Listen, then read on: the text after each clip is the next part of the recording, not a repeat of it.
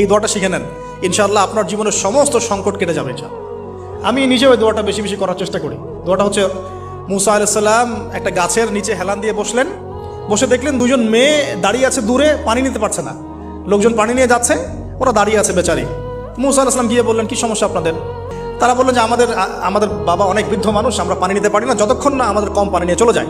তো মুসা আলাইহিস সালাম একটু বললাম না, ফিজিক্যালি খুব স্ট্রং ছিলেন, থাকে না বডি বিল্ডার, সামনে গিয়ে কথা বলে সরো পানি দিতে দাও, তখন মানুষ একটু মূল্যায়ন করে না। তো মুসা আলাইহিস সালাম এভাবে পানি নিয়ে দিলেন এবং বাছুরদেরকে পানি পান করালেন, করিয়ে গাছের নিচে এসে বসে আছেন।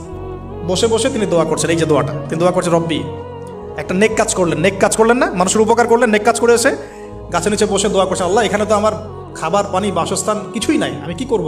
রব্বি ইন্নি লিমা আনজালতা ইলাইয়া মিন খায়রিন ফাকির, রব্বি ইন্নি লিমা আনজালতা ইলাইয়া মিন খায়রিন ফাকির।